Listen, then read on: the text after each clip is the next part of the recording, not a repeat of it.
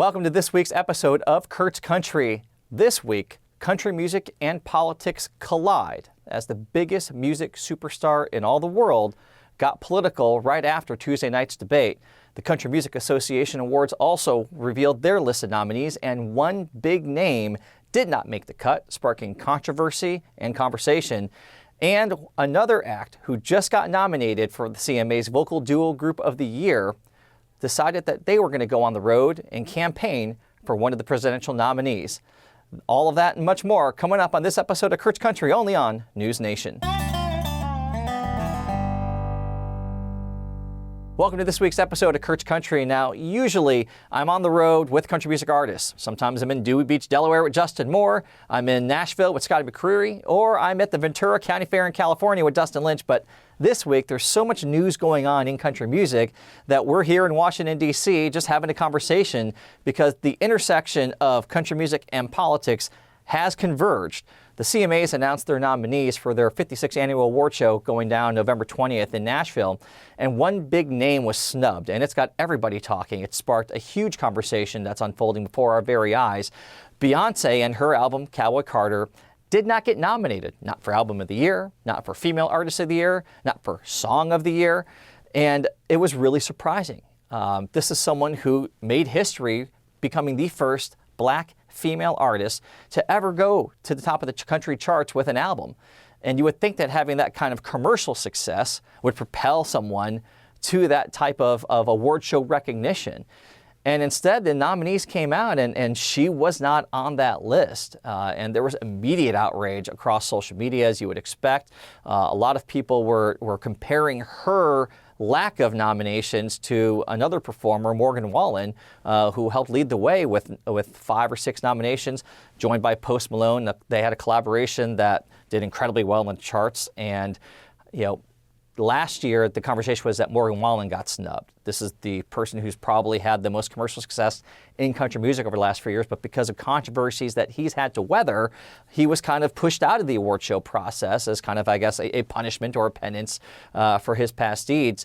With him getting so many nominations this year, I guess his time in the penalty box is over, but people are pointing out that it's interesting that the, superstar in Beyonce, a Black female artist who made history, broke boundaries and barriers, didn't even get a single nomination. I think that when you have a situation like this, where not just because someone is of a certain race or ethnicity or sex or gender, but because they had the commercial success, this is someone who was number one on the hot country singles charts, number 1 on the Billboard album chart.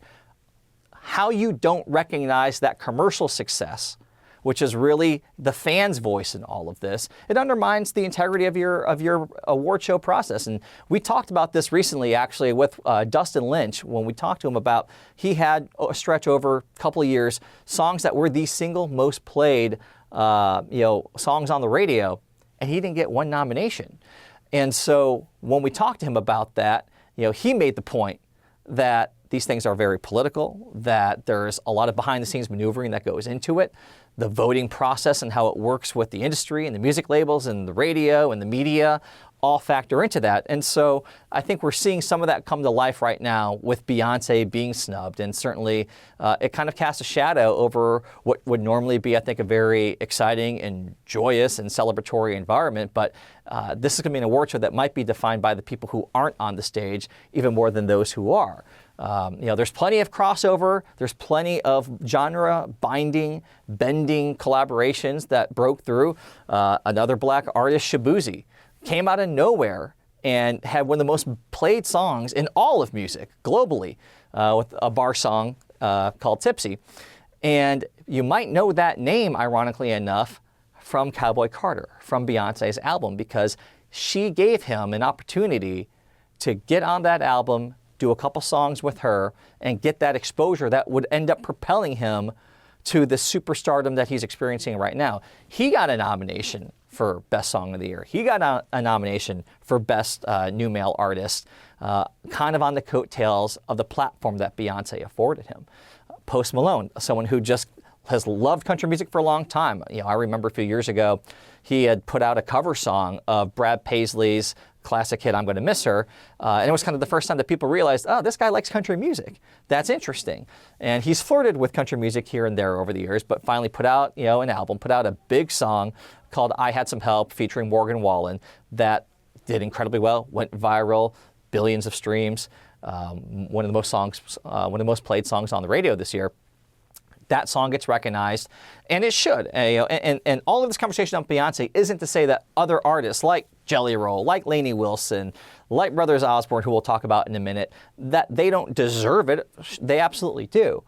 But again, when we're talking about an award show, and we're talking about success and metrics and analytics, sales, streams, fan engagement, I don't see how you can have a credible show without someone who topped the country music album chart, without someone whose song, Texas Hold'em, stayed atop the hot country song chart for 4 weeks, someone who was on the album chart for the better part of 20 weeks, and who played such a role in being a bridge for other artists like a Shabuzi, like a Tanner Adele, to give them that opportunity to break through in a way, and using her platform to elevate newer artists and give them that discovery. And clearly it had a positive impact, because we don't know about Shabuzi if we don't first hear about him through Beyonce. I think that does need to be recognized in some way. So that was just a missed opportunity for the CMAs to expand their universe, expand their audience, be the format that's inviting. That's the big tent format, because that's what country music really has tried to be over the last few years with the Post Malone collaborations, with folks like Nelly and the Backstreet Boys. It seems like everybody wants to be a part of country music, and I think that's great for the format and the genre.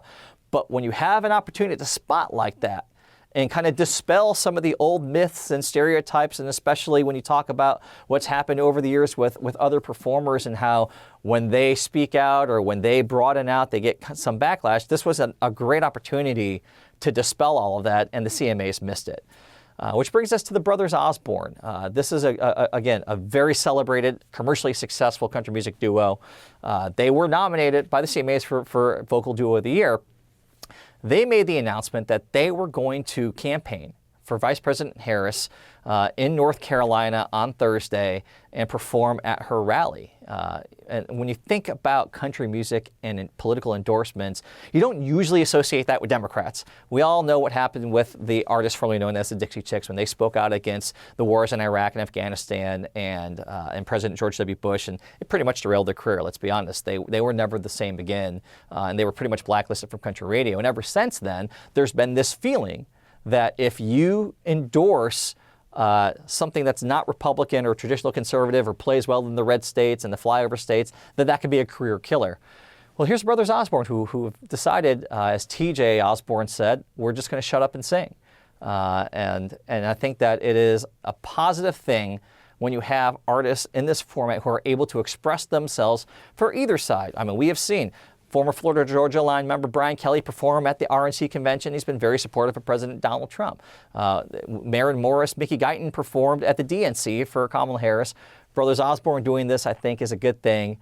People should be able to believe what they want to believe, and support who they want to support, and use their talent and their art and their creativity to support the beliefs and the foundations that they want to promote.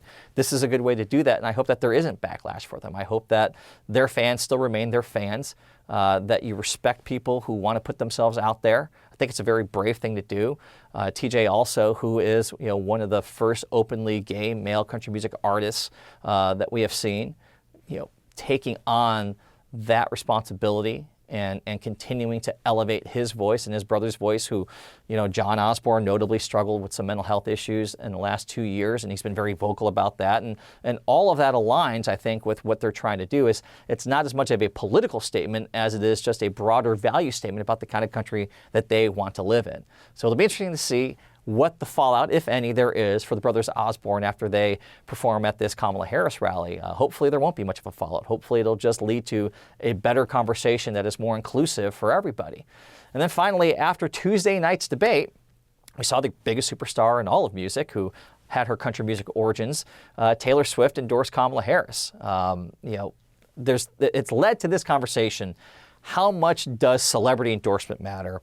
And my belief is, and I've said this a few times recently on NewsNation, in general, it doesn't really matter that much. People like who they like. They listen to whoever they want to listen to from a music, entertainment, art standpoint. But is anyone going to the voting booth in November thinking, well, George Clooney or Kid Rock or Hulk Hogan, they like this guy, so I'm going to vote for them too. I don't think that really matters. I think what does matter is how you use your platform. I think what matters is how you decide to use your social media following. And someone like Taylor is in a stratosphere of her own. She has hundreds of millions of social media followers. She put up a link to register to vote, and immediately 30, 40, 50,000 people registered to vote. So there is a mechanism to move the needle and be impactful, but it's all about how you deploy it. And if you do it strategically, and if you do it with purpose, then there could be an impact there. This election is going to be close. No matter which side of it you're on, it's going to be a close election decided by tens of thousands of votes in just a handful of key states. And so if you have someone that has the kind of platform that Taylor Swift has, and you deploy it tactically, strategically, with precision, it can make a little bit of a difference. This has been obviously a much more political conversation than we usually have here. But I think back to an interview I did with Justin Moore on the first episode of Kurt's Country in Dewey Beach, Delaware, where we talked about politics. We talked about the things that separate us, the things that divide us, but also knowing that even though we come from different political places, him and I are able to have honest, open, positive conversations about our differences, and that's what we need more of in this country. You and I have had conversations where we don't agree. Right. But we're still nice to each other, and we still cheers and drink a beer together. That's kind of what I hope by doing a show like this, going into the backyards of different communities, going into this genre that I've loved and been a fan of for more than a decade now, that walking a mile in other people's shoes, or in this case, sometimes cowboy boots, gives me a more informed opinion about where they're coming from, about their culture, about their lineage, about their traditions. And hopefully by having that interaction with me, they get a better sense of where I'm coming from and why my perspectives are shaped the way that they are. That's what this is all about. It's about trying to have a positive interaction where people can talk respectfully and where we can disagree without being disagreeable. We're going to be back to our normal on-the-road shtick next week. We're actually headed off to Nashville for the album release party for Brantley Gilbert, who's one of the greatest stars in our format, who's written huge hits for folks like Jason Aldean. If you've heard My Kind of Party or Dirt Road Anthem, that's a Brantley Gilbert written song. He's had incredible success with songs like Country Must Be Countrywide, Break Up at the Small Town. So it is going to be really exciting to sit down with Brantley Gilbert for the first time and have a conversation with him about the new album he's putting out that's coming out on Friday. And we look forward to having you come with us on that journey. We're going to be in Nashville, Lower Broadway. That's where the album release party is, at Blake Shelton's Bar, Ole Red. So I hope you get a chance to tune in next week for that. In the meantime, thanks for tuning in to Kurt's Country, exclusively on NewsNation. We'll talk to you soon.